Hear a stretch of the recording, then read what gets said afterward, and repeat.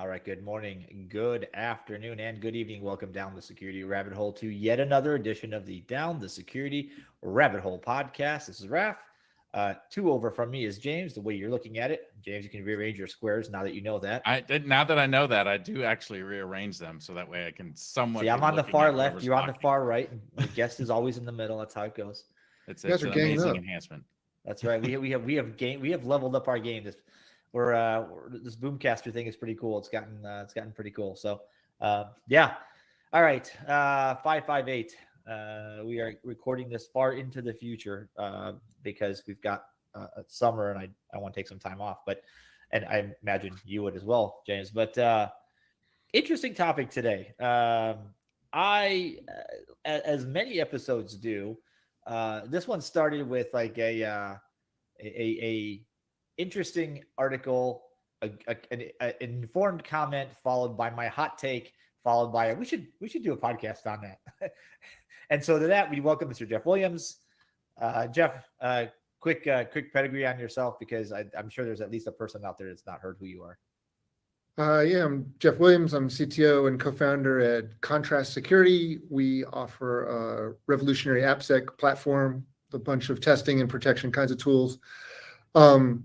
I've been in AppSec for over 20 years. A long time. Wrote the OS Top 10 back in the dark ages, and I've worked with hundreds of companies on their AppSec programs.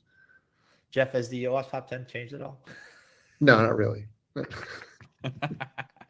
But it's only been 20 some years since we wrote it, so that's good. Give it time.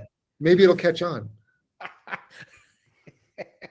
That's as good a place to start as any. So, Jeff, you and I had a brief exchange. You posted an article about some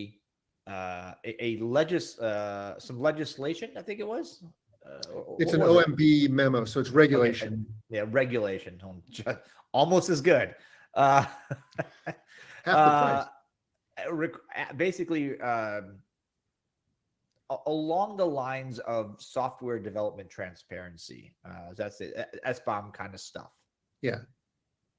And I'm going to caveat this whole entire conversation by saying, let me say what it actually was first. Oh yeah. Go ahead. Put your comments in there, but since you obviously don't know what it was, let me just say, OMB shots fired right off the bat. I love it. Let's go. OMB published a memo under the National Cybersecurity Strategy that says that organizations are going to have to be a little bit more transparent about what they're doing to produce the security of their software.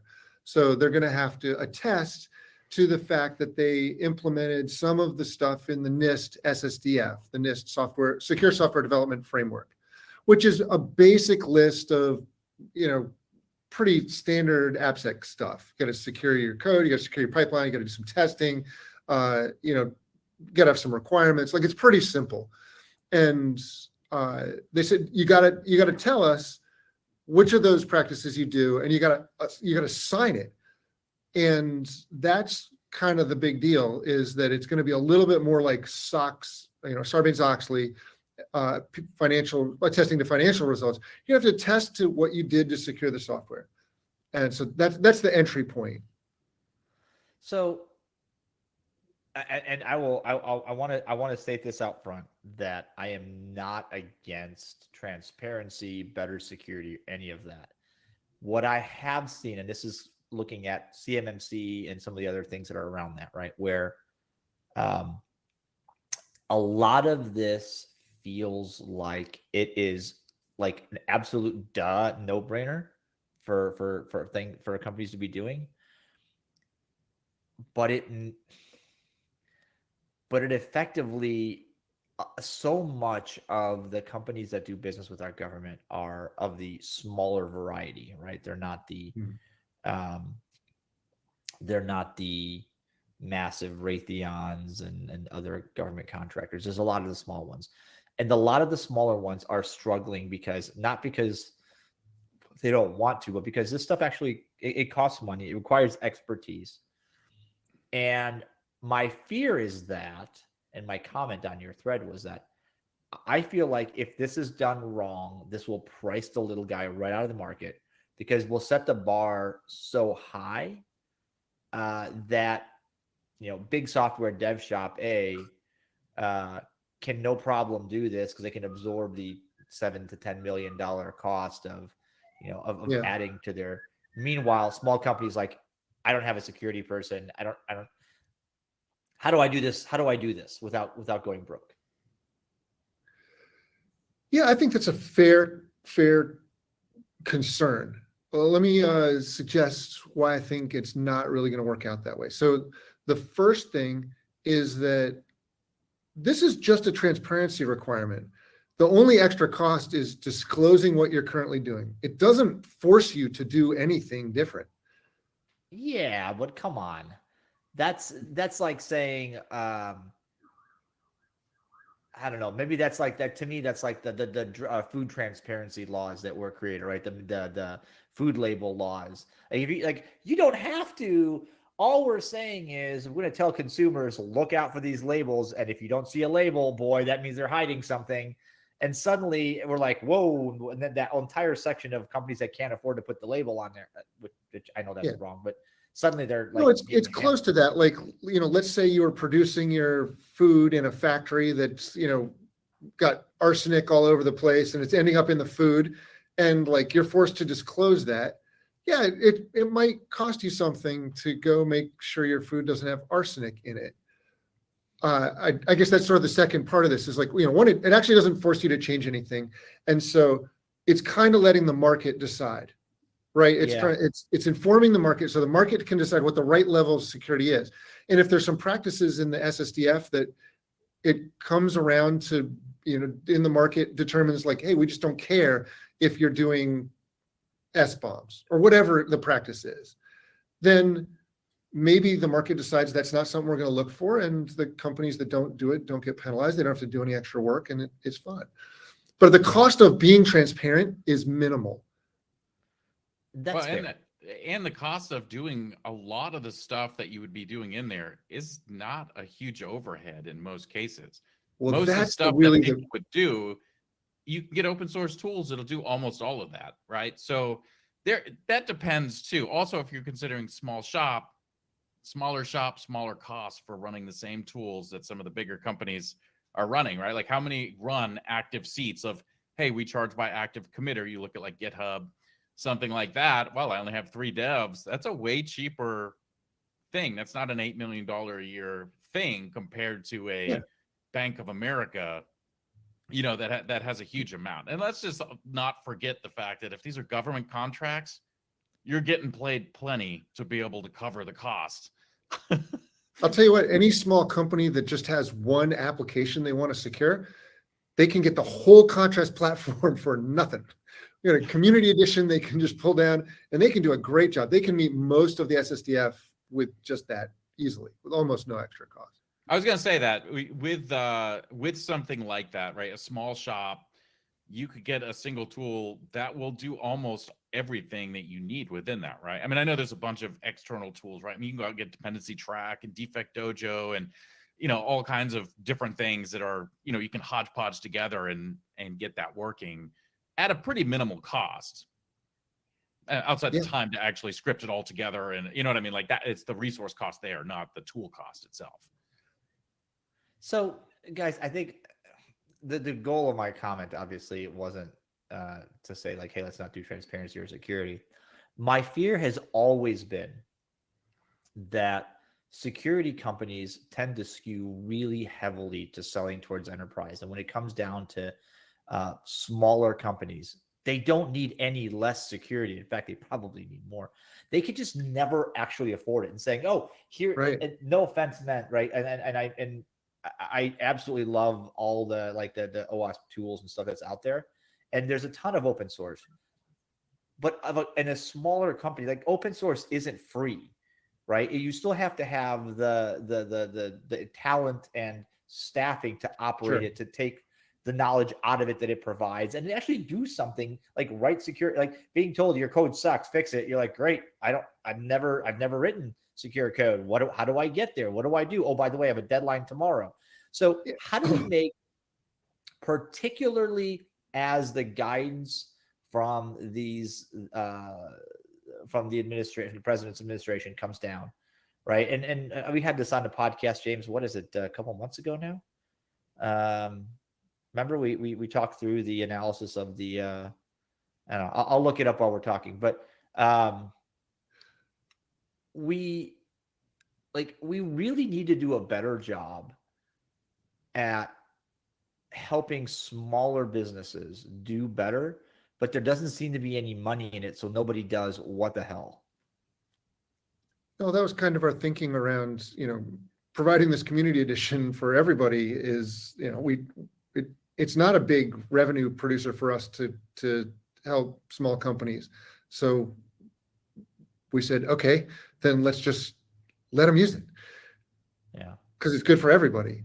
But I guess I feel like, generally these transparency requirements will have good effects on the market for all the players. I think this is the way to encourage them to do basic security stuff. That I think we all think everybody ought to be doing. This is not complicated access control schemes. It's not even multi-factor authentication. It's like basic blocking and tackling kind of stuff. Yeah. Right. There's a difference between looking at something like this and saying, did you go implement ASVS? Right? Like that's a huge list of stuff versus, hey, are you attesting that maybe you're doing some sort of test, like security testing, that you have SBOMs or whatever? Do you have secure coding guidelines within your, like the high level type of things, not a 100-page list of here's a gazillion things you need to be doing, right? Yeah, ASVS has 15 categories and 100, maybe 300 practices in it. SSDF has 40 practices and 30 of them are required to attest to under this OMB memo. So it's not super difficult. Okay. So by the way, that was episode 543 of the podcast. That was with Brian Chittister and Jordan Burris. 543, National Cybersecurity Policy. We discussed that at length. And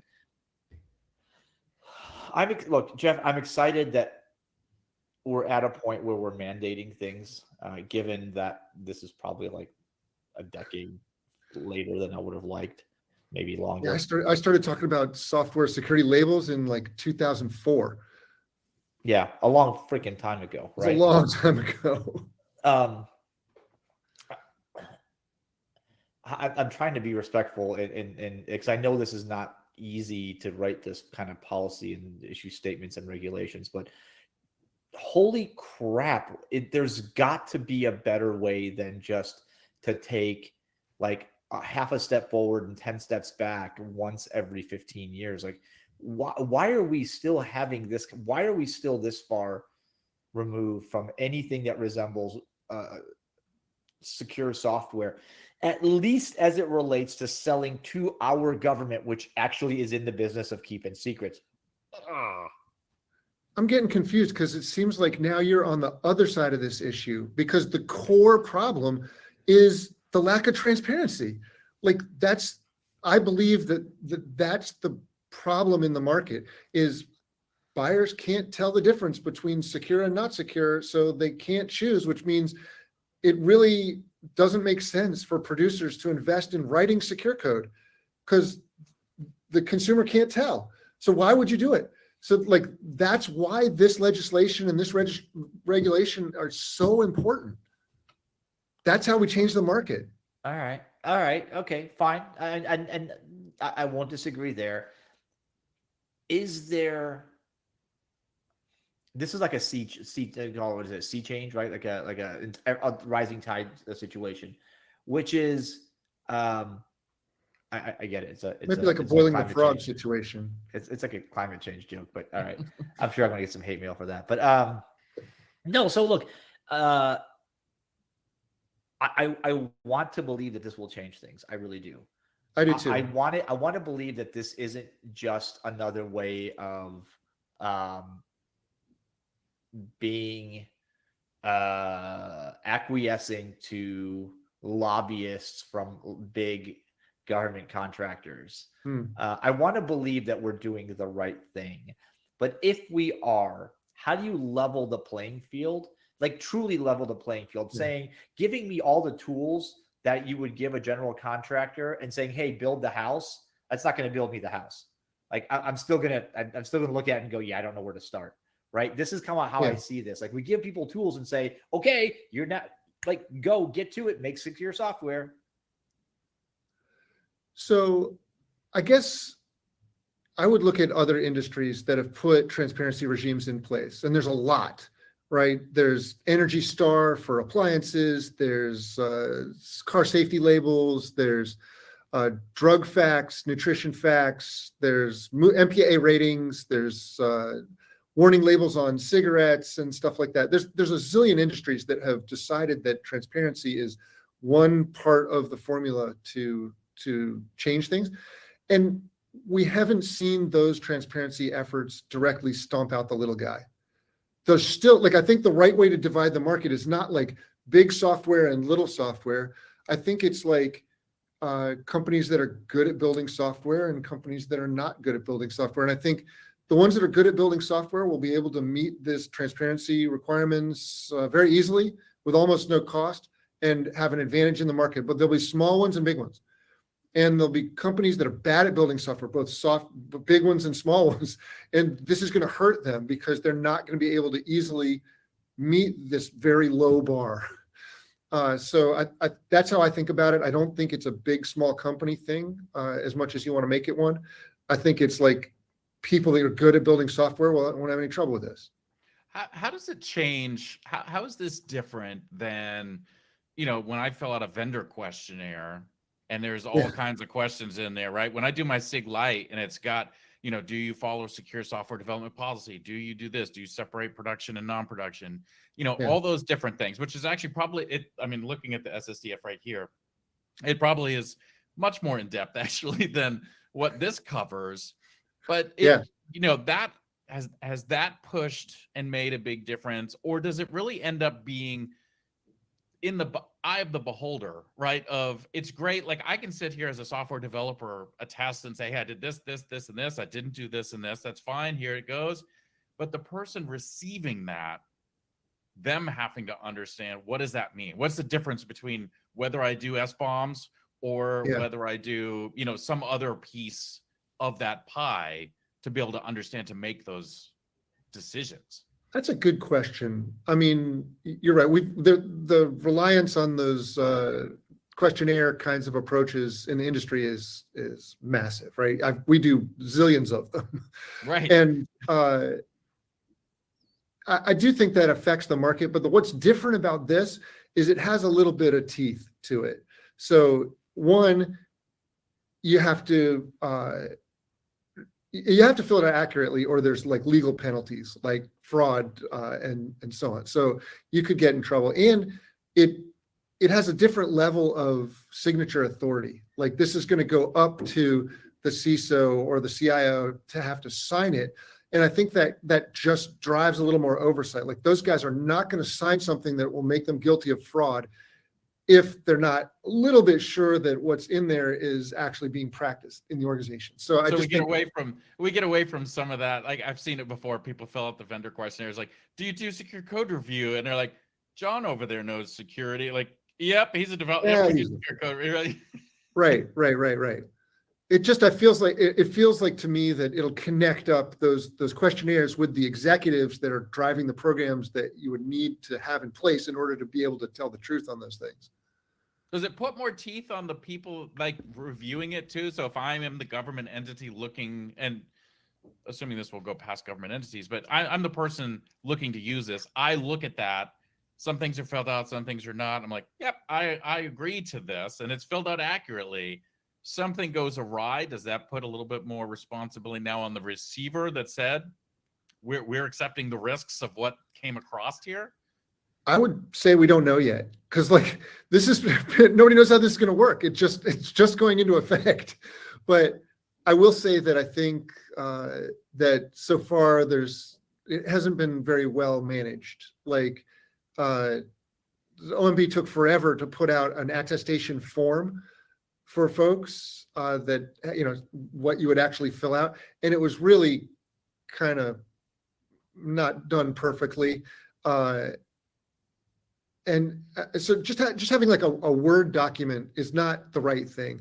So I'm really happy to say that I've been working with Steve Springett on the Cyclone DX project to add attestations to Cyclone DX so that you can make machine readable sets of requirements and then machine readable attestations against those requirements. And I like to think of it as like security requirements as code. And so we're going to make that possible for anybody to fill out and provide evidence all in a machine readable way. So imagine as your software is going through the pipeline, you're building this addition to the SBOM that adds all the evidence for the attestations that you want to make. And then at the end, you digitally sign it, you shoot it over automatically to the people that are receiving your software, and they can apply policy to that automatically. So there'll be a lot more possible review of those documents than just somebody filling out I imagine somebody like filling it out in longhand in cursive. Like, I'm like, what are government agencies going to do with that? It's never going to work. So we're trying to solve that problem and make attestations usable, not just for this NIST SSCF and the OMB 1822. We're going to make it for everything. ASVS, I don't know, any security requirements you've ever heard of, we're going to put them in machine readable format and allow attestations against them. Okay, Jeff. Why are you so disappointed about this? It's not that I don't know. I'm just not hopeful that this is going to do anything, because we've seen these types of attempts before. And what ends up happening is, like with CMMC, right? Enough small companies got together and said, we can't do this, and we're gonna be out. And then they found enough people in FedGov to go, whoa, wait a minute, we need that guy. Oh, we need that guy too, and that one, and that one, and that one. We got to throw these rules away because these companies can't participate. Never mind all this. And they walked it all back. And it was all this good stuff that just got completely walked back and went to hell because, like in anything else, James, right? And this is the problem in the years that I spent in AppSec, both selling it and implementing it. It's that none of this matters until it becomes practically implementable at a large scale, at a cost that does not increase the price of and the burden to the organization. So while that kind of stuff, the tooling exists, and even if it's free, the talent has to catch up and be able to execute against it, which means we have to do something about, like, how do we make smarter devs that actually understand what the requirements of them are? And then the step before that is, let's make security a requirement of devs, right? So secure code. It doesn't have to be like, you don't have to know how to pen test. You just have to know how to use functions safely, right? How to set type and stuff like that. Well, here's why I'm excited. That is a potential outcome is exactly what you articulated. It could get rolled back.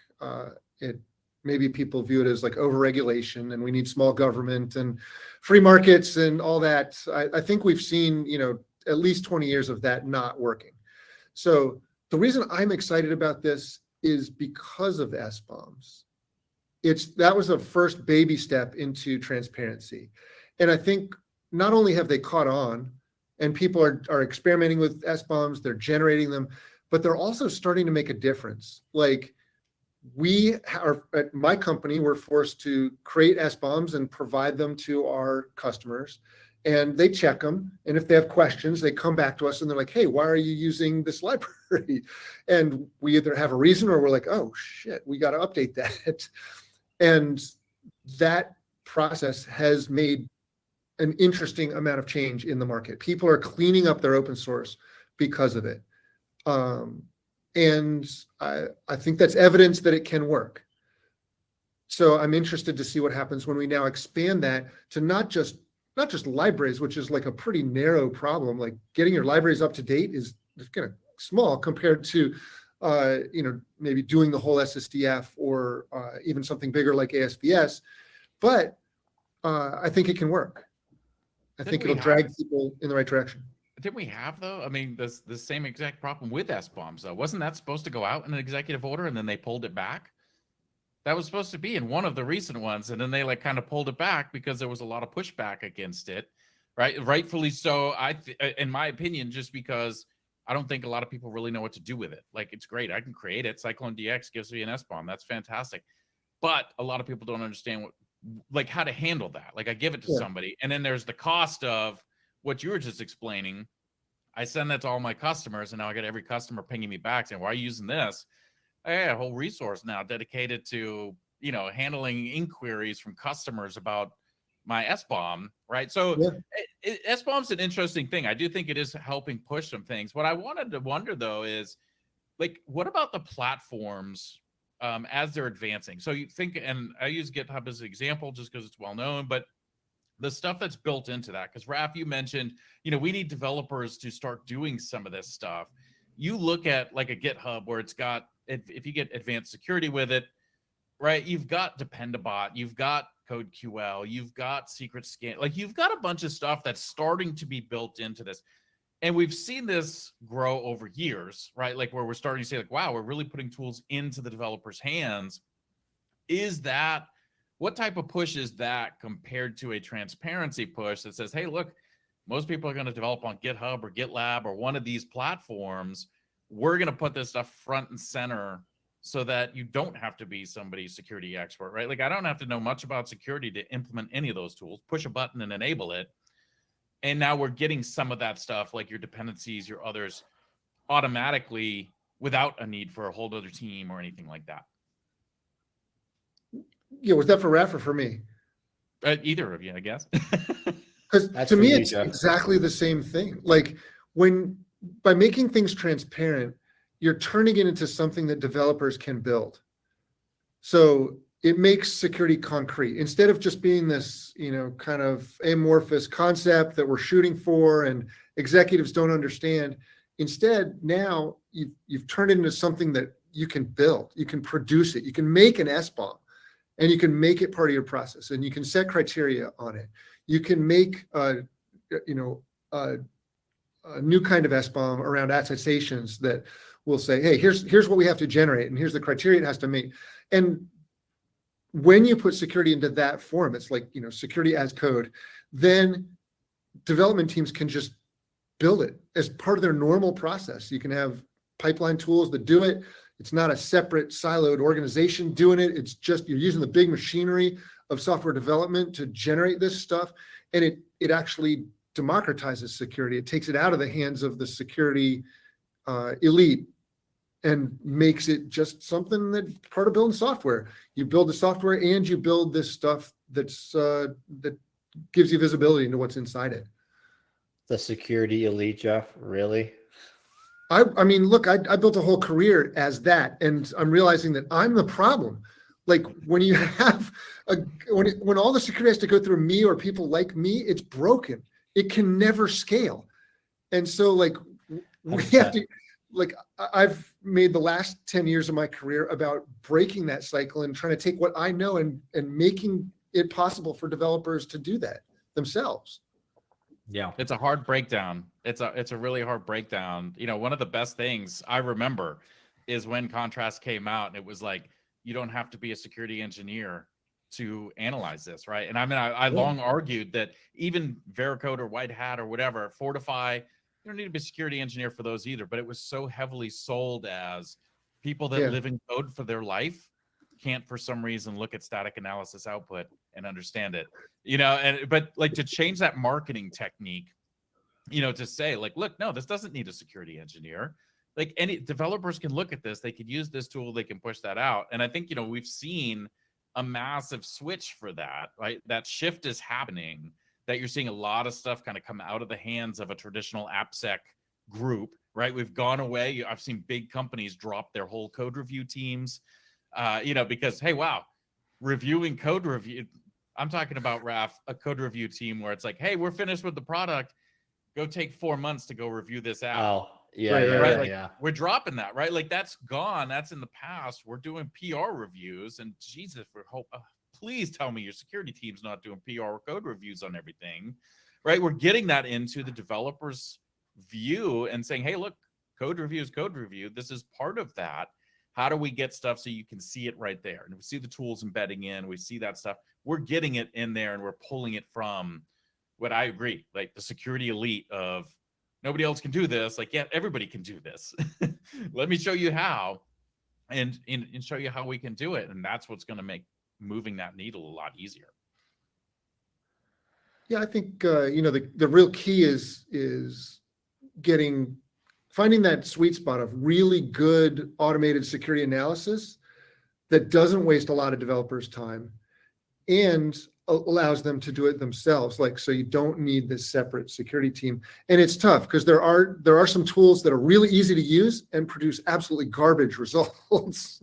That kind of tool I don't think helps people because it gives you that false sense of security. Like, oh, my tool came up clean.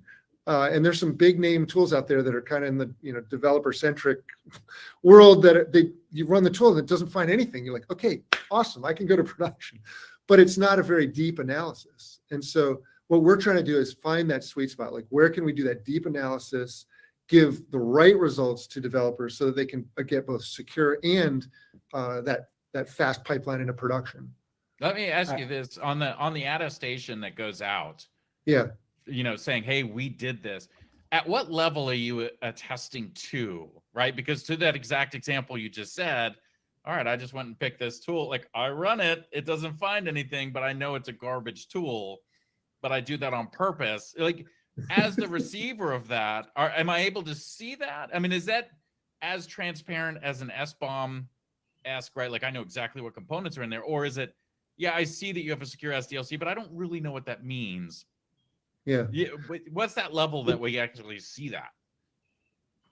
Yeah. So there's really no detail. The SSDF isn't super specific about how good you have to be at the various practices that are in there. Like, it says you have to have some requirements around security in your SDLC. Okay, well, can I have one? Like, I only build code on Wednesday. Like, that's my rule. So there's some possible gaming of the system, but I think that's, transparency will help to solve that problem. Like, when you provide the specific attestations that you're making, that's here's what claims I'm making, here's the evidence that supports the claim that I'm making. And I'm excited for the Cyclone DX project to allow that to be all machine readable so that people can actually analyze one of those things automatically and go, hey, wait a second, this is not good enough proof for that claim that you're making. Yeah, because we get to that point, right? We say, yeah, there's meat in it, but I don't know what type of meat's in there. Like Yeah. You've got meat, but it's spam. Which, by the way, I love spam, but Really? just saying, yeah, it's fantastic.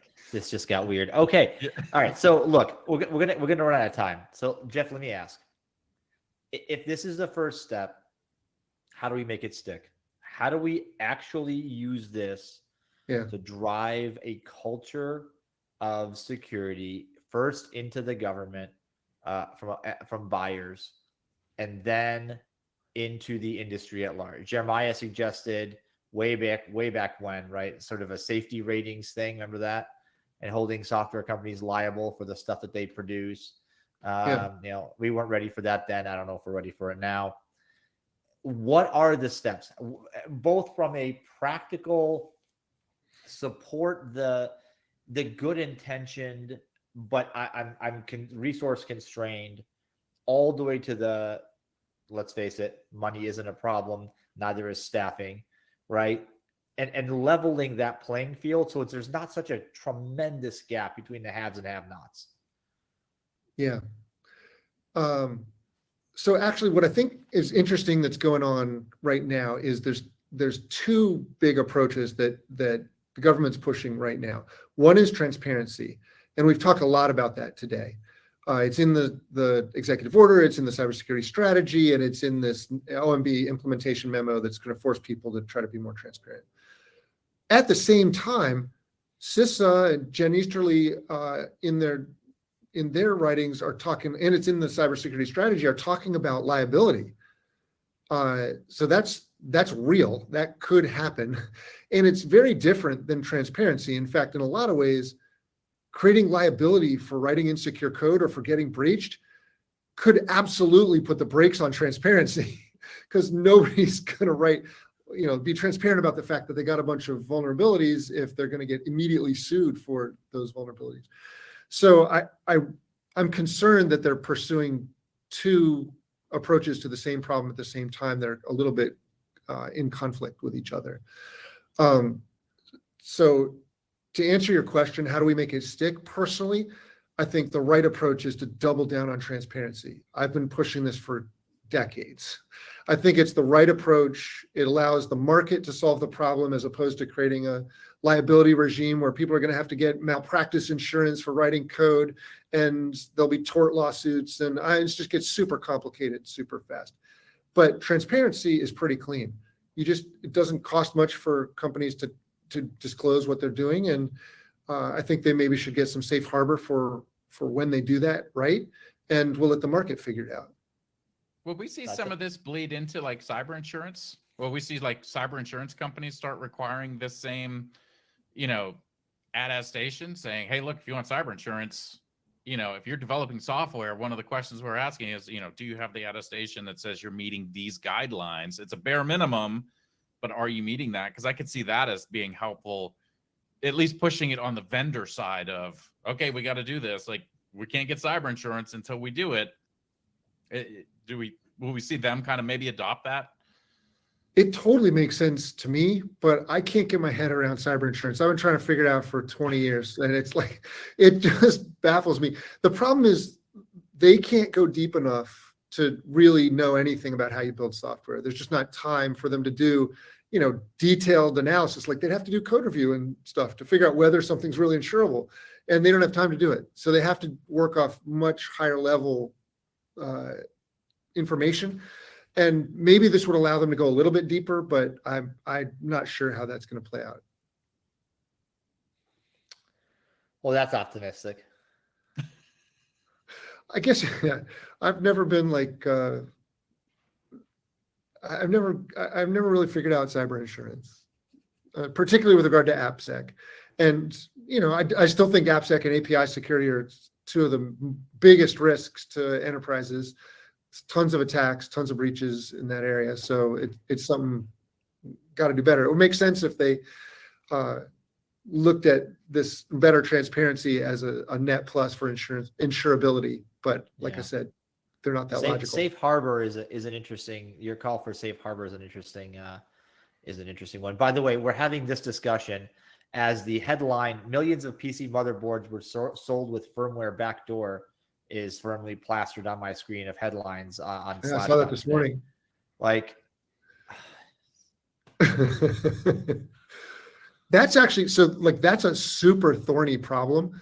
Like, that's going beyond just like inadvertent vulnerabilities. Like, that sounds like somebody deliberately put in a backdoor, and that's much harder to review for. Because now you're not dealing with just like an inadvertent mistake a developer made that's probably easily discoverable if you're looking for it, to something that the attacker may have gone to extreme lengths to hide. I wrote a paper for Black Hat in 2009 called Java Enterprise Rootkits that dives into this really deep. There's a bunch of examples in there of ways that developers could hide malicious code in applications, and whoa, it's real scary.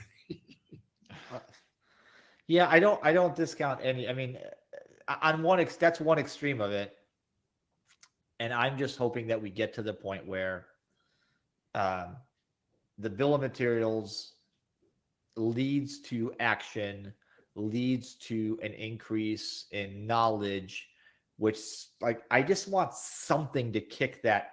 Like, I feel like we're sitting on the motorcycles, like we're just kicking it and kicking it. I want the engine to turn over, because I think once it turns over, this thing will gain momentum. But until then, Yeah, I think, both SBOMs and attestations are still early days. I'm optimistic because I think they've got a chance of getting that motor humming, but I don't know. I've been doing this long enough that I'm not, nothing's 100%. All right. Well, Jeff, as always, an insightful and eye-opening conversation. Thanks for indulging me on this one. Look, ultimately I hope this works out. I mean, I'd love for it to work out. To say that I'm a pessimist is not true because I'm just a realist. I think at this point, like anybody that's been, the three of us, right? We've been in this industry so long. For somebody to come along and say, "I've got the fix," we're just like, "Yeah, sure you do." Right. Okay, that's cute. So we Let's said hear 20 it. years ago when we said we had the fix for SQL injection, right? We got the fix. Right. Now I just got to sell it. Now I just got to get people to use it. Listen, what I know for sure is that we're not short on fixes. We're short on giving people the ability to then use those fixes, because that's where the disconnect is. You can, like I said, I'll use a simple analogy because I'm a simple person. Like you can give me the instruction guide and dump all the equipment and the tools and the lumber and the shingles and the bricks and everything and say, okay, you have everything you need to build this house, right down to the step-by-step directions. I'm not going to do it. Mainly because I'm not a carpenter, I'm not an electrician, I'm not a plumber. That's not where my expertise is. So I still believe in specialization to some extent, but specialization has to anyway, that maybe it's a discussion for a different time. But I just think this stuff, like there's a level of democratization, Jeff, where you said, okay, that just needs to get pushed down into the general, like how to write software stack, right? General training.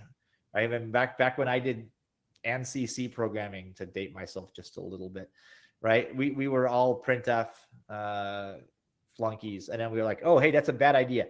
sprintf from now on. And I failed my first assignment when I didn't do that. Guess what I didn't do later?